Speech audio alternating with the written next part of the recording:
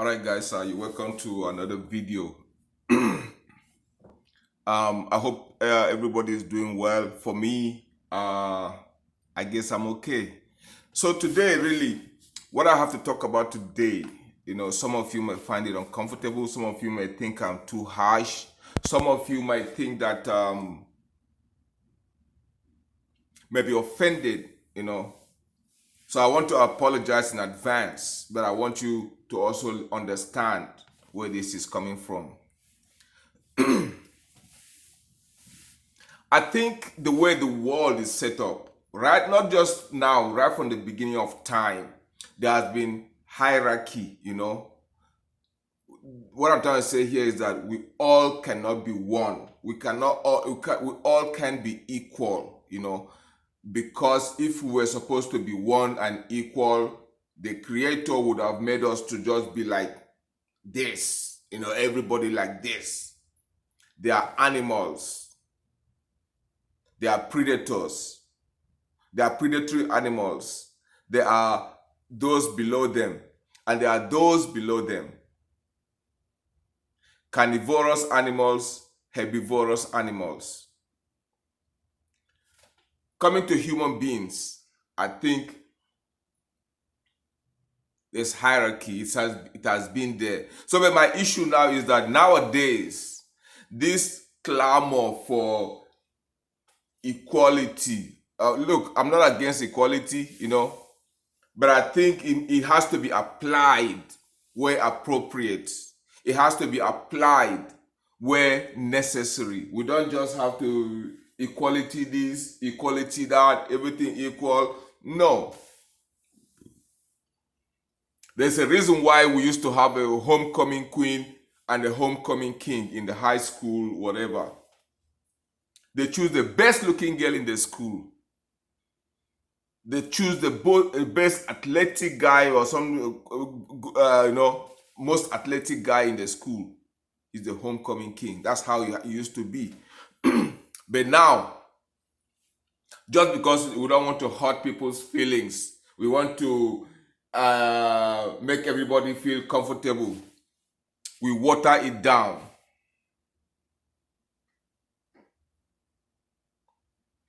That also plays, comes down to it encroaches into the family system whereby there's a man here, there's a woman here. The man has his role to play, the protector, the provider. The woman has to be the woman, the wife, the one that provides comfort, the what do you call it? The submissive one, But now, since the rise of the feminist movement, you've been having all these people come and tell you that you don't have to accept what your husband tells you. You don't have to accept what this one tells you. You don't have to be. You have to be equal. You are equally yoked. That's why the divorce rate is high in the Western world, I think.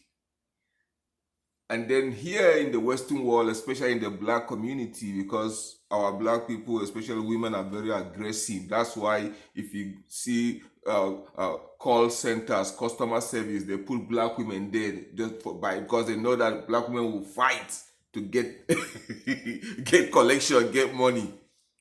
You gotta understand what's happening. So my issue, the reason why I'm making this video today is that I was watching the Met Gala. I think most of you have seen it. It is absolute rubbish. I'm used to sophistication. I'm used to seeing I don't know how to put it, but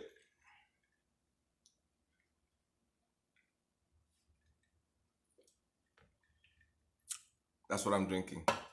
Anyway, I was watching the display of mediocrity in an attempt to include everybody, to make the Met Gala inclusive. It has been watered down. I'm looking at fashion, absolute rubbish fashion that deserves to be somewhere other than the Met Gala. It's a yearly event. I'm not somebody that looks out for it, but when it comes, I see it, and you see sophisticated people. Some of the people I like, some of them I don't like, but because of the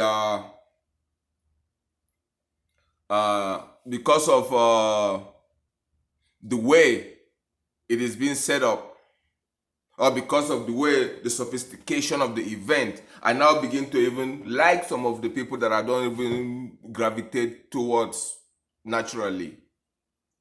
So the Met Gala this year, it has been watered down in the name of inclusion, in the name of wokeness. I am anti-woke. I don't like this wokeness, okay?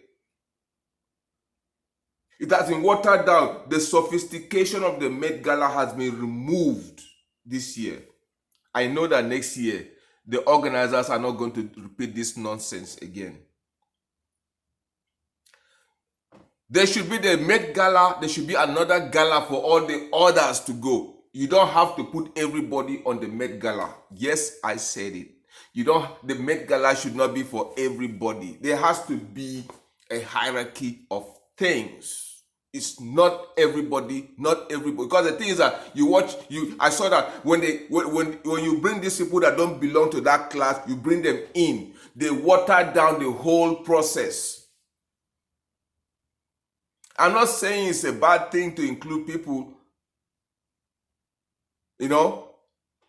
Maybe they should have organized like a lesser Met Gala for all these other people to take part in. And then after, they can, maybe next 2 years, they can now bring them, gradually pick them and bring them to Met Gala. You don't just open the floodgate and then you see weird nonsense fashion. The sophistication of the Met Gala this year is rubbish. Like I said earlier, it's not something that I look up to every year, but when it comes, I see it. But this year, it's painful. Okay, it's painful. I understand that the society has changed. We are trying to bring up women. We are trying to bring up people from other cultures and bring them into, my point is, I'm not against all these things. There has to be a process. You don't just open the floodgate and say, everybody come in. There's no vetting. There's no process of elimination where you remove somebody who does not belong to that class. Yes, I said it, class. There are certain things I can do. There are certain places I can go. There are places that I know that if I don't belong there, I'm going to dilute whatever they are doing there. I don't go. It's not by force. Okay? Because we have been told you gotta fight for your. I'm not trying to say that all these other causes just for causes for justice and whatever is wrong. No, but I'm saying that there has to be a process. You don't just open the door for everybody to come in at once, because in the process of everybody rushing in, you fail to weed out those that should not even be there.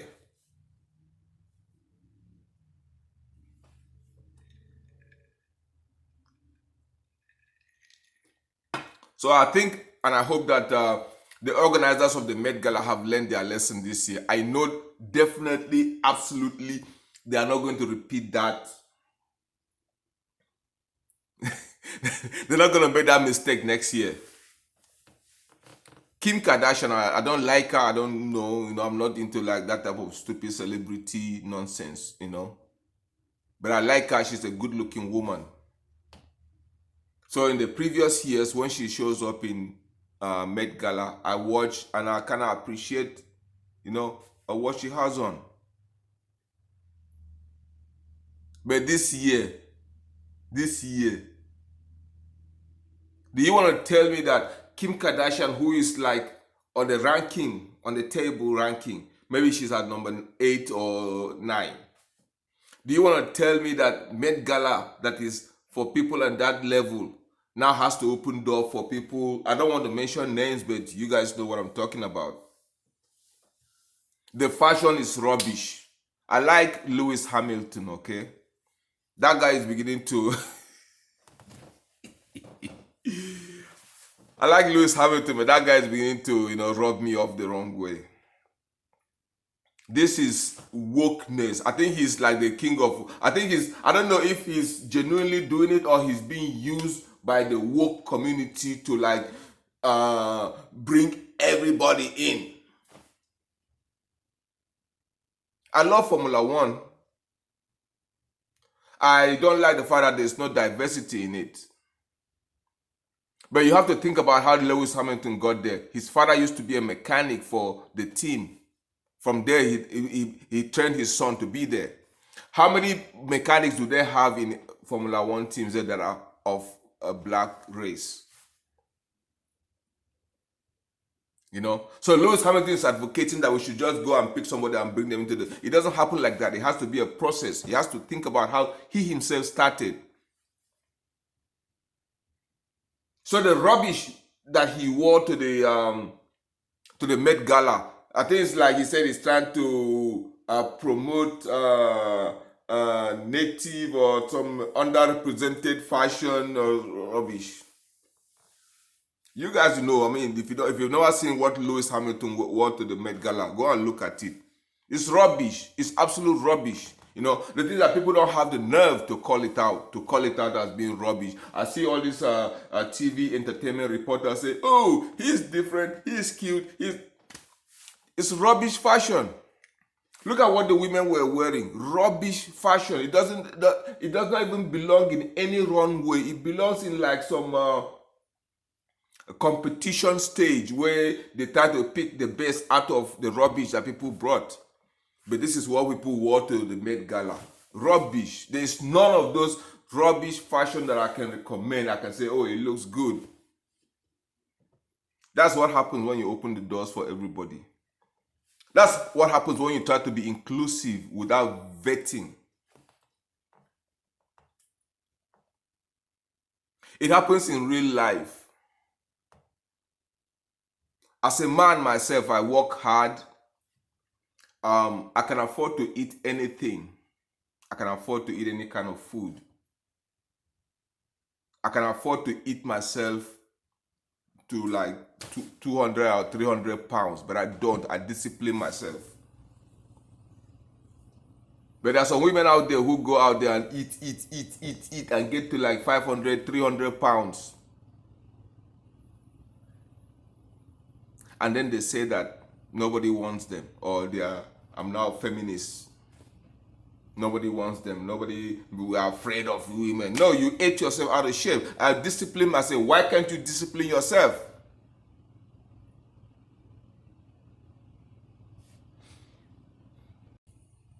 I think in the process of trying to accommodate everybody, in the process of trying to please everybody, we are loosening restrictions. There's the reason why there has been this restriction in the first place. I've made video here about the feminist movement. I'm not against women being what they want to be, but I think that what you want to represent, because the thing is that the feminist movement, in my opinion, is making women weak. It's making women to be combative, making women to be aggressive. No man wants an aggressive woman, but in the name of wokeness, in the name of we want to rise up to be like the man, the feminist movement is making women think that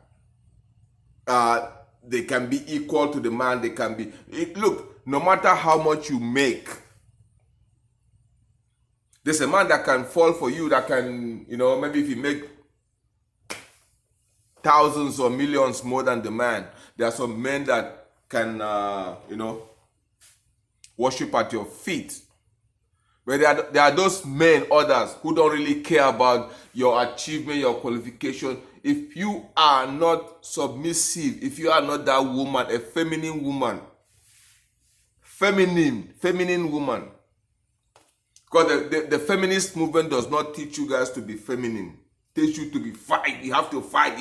That's why you cannot even go to see a decent, beautiful woman. You want to talk to her. She become aggressive, and then tomorrow she will say that men are afraid of me. Men are they can't step up to me. Men are nonsense. That's why most of you are. I've seen good-looking women, nothing to show for it, because you need to understand that a man with this is not coming after your money. A man with this does not care about how much money you have, where you work, your qualification, your status in society. What he cares about is that, are you feminine enough?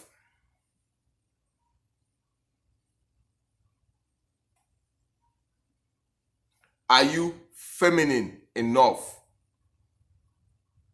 to submit to the rules? I didn't make the rules. They've existed from time.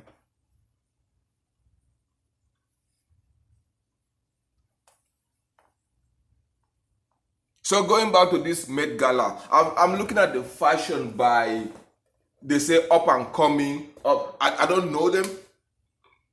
I don't think the Met Gala is a place for up and coming fashionistas or fashion designers to go and show off what they have. The Met Gala is not for that. The Met Gala is for sophistication. Some of us, I would like to sit back and observe and like something sophisticated. I don't want to sit down and watch something watered down, something like... Look, I'm trying to watch my words here, but I think that most of you get what I'm trying to say.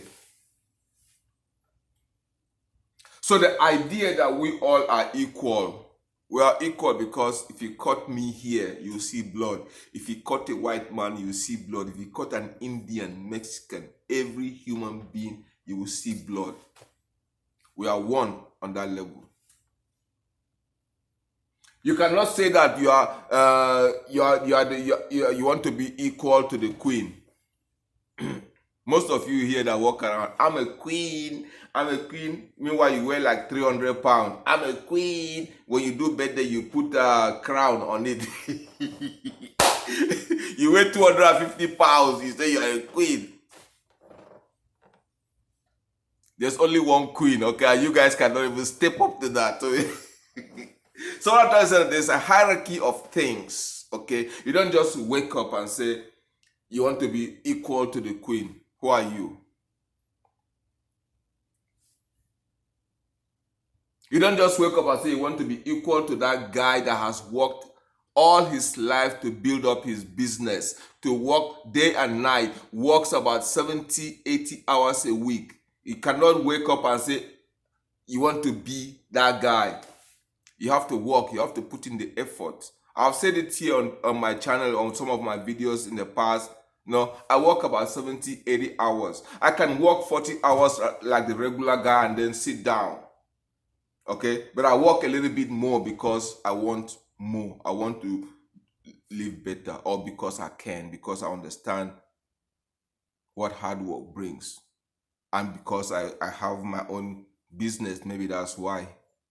But what I'm trying to say here is that the idea that we all are equal only applies to we as human beings, okay?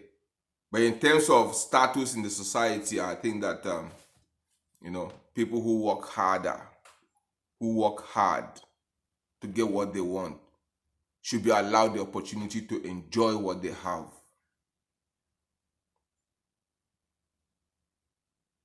There's no reason why somebody who has been lazy, who has not done anything, or who has been sitting down on their hands, to come up and say he wants to take over, or he wants to be in that position of a hardworking man. It makes no sense. It makes no sense. So I think I'm not against equality, but I think it should be defined. It should be defined. If you're talking about equality, tell us what you are, tell us what this is about. Don't just say we're all equal, we're equality this. You want to bring people from that. I mentioned high school earlier. We see people that will look. I understand the need to make people feel inclusive, to be inclusive and make people feel part of the team. You understand? But you cannot erase the fact that a homecoming queen is always, always the most beautiful girl in that school.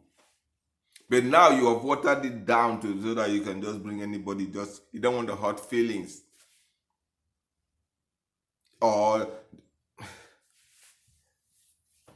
I'm not saying that there's no restriction. I'm not saying that there's not been a suppression or racism in the past where people have been denied their opportunity to shine. But I'm saying that in today's world, if we want to talk about equality, if we want to talk about inclusion, you have to deserve to be included. You must have worked hard to be included. You must have proven that you can do better when you are brought to when you are taking a step higher. Because there's no need for me for anybody to promote you or elevate you to a higher level, and then when you get there you can't perform. But in the name of equality, I don't think so. I think